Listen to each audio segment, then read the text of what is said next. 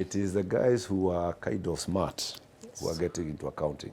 So I wasn't going to be caught on the offside. So first of all, that's one of the reasons. You did not want to be with everybody else. Yes, That's what I'm getting. Because I was very passionate and actually was excelling, they did not see any reason why they would not put me among the rest. Hello and welcome to the executive table. As promised, we will keep on giving you, bringing some very exciting guests. And today, I'm very, very excited. Not just because we have a very esteemed guest, but this one is the boy from the village. People have been asking me, where is the boy? You are the girl. So the boy from the village is here. So feel welcome. And I want to welcome Mr. Linus Gitahi to the discussion. Karibu sana. Asante sana. Girl from my village.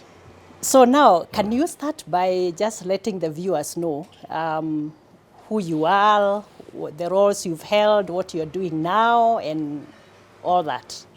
We want to know you. All right. You will know me. My name is Linus Gitahi. I am a boy from Mary's village, although I'm a much older man than Mary. I schooled in the village, and I think the first time I went to town is because I had passed my CPE. That time we used to call it CPE. And I went to Thika High School. Then I proceeded to the University of Nairobi, where I did BCom accounting. And then I went to PwC. I lasted for exactly 8 months. And I realized that accounting was not my thing, although I had done CPA 2 and all that. So I pivoted, did my MBA, even in school, and I moved into marketing. I moved into a company called Ogilvy and Mather, and I was there for 1.5 years, and then I was poached by my client, GSK. That time it was Starling Winthrop. I went on to work for GSK for 19 years. And in those 19 years, I held various positions. I joined them as a brand manager, trainee. I became a full brand manager. I became a marketing manager. Then I became a marketing director for East Africa. Then I became marketing director for Africa, based out of London. So I was in Brentford, in London, head office for 3 years, 2 years actually, because after that I became commercial director for a region we used to call Near East. Near East is Cyprus, where I was based, Lebanon, Jordan, Syria, and Iraq. So actually when I'm seeing the stuff that is happening in Syria, it gives me some nostalgia because I used to drive alone from Beirut to Damascus when I was working there. And it's 1.5 hours from. So I worked in that region. Then I came back home and became general manager for GlaxoSmithKline here. Did 3 years. And my final posting was CEO for GSK for West Africa. GSK West Africa was a pretty big organization, and it was a public company quoted in the stock exchange. So after 3 years, I wanted to come back home. And now I couldn't come back to GSK because there were like 2 job grades above. The CEO for West Africa was way senior than the CEO for West Africa. So I came back, and that time I wanted to do my own business. I was already negotiating to buy a company called Tropical Brands. At that time it was called Oasis. Then when I did the deal, I found myself with a lot of, huge loan. And I decided that I could also work. At that time, people called Nation Media Group knocked on my door and told me they had a CEO position, which I gladly took. I thought I would do it for 2 or 3 years. But I ended up doing it for 10 years. And then at 10 years, I think I was about 52. I had wanted to kind of stop at 50. Although they were looking for a CEO, and it took a little longer than I thought. So I left at about 51, 52, and went into business, which I'm doing to this day.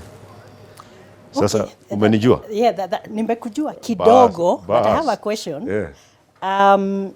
You are talking very casually about going to PwC Yeah. for 8 months only. That's Yes. what you said. Yeah.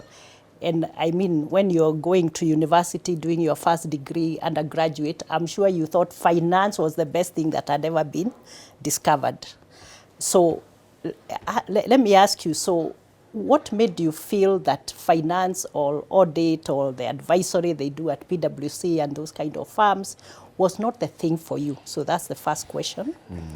And then the other question is, how did that transition look like? What did you have to do as a professional to move from finance to the new area, and that was now the marketing? From what I got, you went to marketing after that. Just tell us, because many people have been asking me, how do you transition from one career to the other as a professional? I think that's a very good question, but Mary, you realize when you're dealing with pensioners, you ask one question at a time. Okay. Because by the time I'll remind you. By the time I finish the first question, I'll be asking, You'll have forgotten the others. ulikuwa unauliza nini here? Don't worry, you're not alone. So that what you've asked me is a very good question, and I really liked talking about it. So talk about first why you felt one, you needed to move. Yeah. I like talking about that even when I'm talking to young people. First of all, why finance and accounting? First of all, I did that because, and I think it's very important, especially for young people, I did accounting because during my BCom time, we only had 3 options. You either, after first year, you either specialized in accounting or insurance or in marketing. Now, accounting was the only one where you are required to achieve a certain grade. The rest were divided. While I was back, they were divided between insurance and marketing. So right there, from the positioning of the courses, it is the guys who are kind of smart who are getting into accounting. So I wasn't going to be caught on the offside. So first of all, that's one of the reasons. You did not want to be with everybody else. Yes, That's what I'm getting. So I actually went and did accounting, and actually was the chairman of Accounting Students Association. And we did quite some good work there. So that is the reason. My own professor, Professor Kimura, who is still a good friend of mine to this day, actually suggested that I do marketing. I told him, sasa mimi, I want to qualify for this one. And I did. But after 8 months of practicing in, that time it was Coopers and Library, which is PwC today. After 8 months of practicing and actually passing CPA 2, I went back to him. I said, nimefanya mtihani ya kwanza, nimepita, but I'm not feeling this thing. Then Prof was like, I told you, but there's another job here. Fortunately, jobs are not a problem during that time. Yeah. So there is a job here for Ogilvy and Mather. Ogilvy and Mather was an organization like the one we're having here. And you can take it. The only problem is that you said you're earning how much? I was earning 7K. But Ogilvy and Mather was only willing to pay 5K. So now, 5,000. Yeah, now I had to make a decision because the difference was my rent. I was staying in Moshada. So that rent, I thought about it, and how I settled in my mind is because I had a nice 2-bedroom house in Moshada. I decided to take the 5K, but in order to mitigate the lost cash, manage your expenses. I got a housemate. Oh, so my rent became half. Smart guy. And now I took the job that I wanted. And guess what? I thrived. In fact, after a year, they moved my salary to 9,000. So I felt now I was already doing better than the guys I left in PwC. One of them is here actually. He's here. He ended up being a CEO of KPMG. Richard Dongo is here. So that's why I did. That's how I moved from accounting to marketing. And I hadn't done any marketing, by the way. I hadn't done a single thing in marketing. So what you're saying is that to move from Coopers and Library to Ogilvy, you needed to take a cut of 2,000. Yeah, which was And that huge. was a very difficult decision. Yes. Because it was also tied to your expenses, your liabilities, and all that. Yeah. So just talk a little bit more about the trade-offs that we have to make sometimes to make a transition. Yeah, I think that is, in fact, when I look back at it, I can't believe it, because 2,000 out of 7,000 is significant. But you know, when you walk into an office in the morning and you really do not like, why didn't I like accounting, auditing rather, is because I would wake up in the morning, then you're told you're going to audit BAT or Unilever, you go and get a little room there, you are given all these files, you spend the day there looking at those files and maybe asking questions.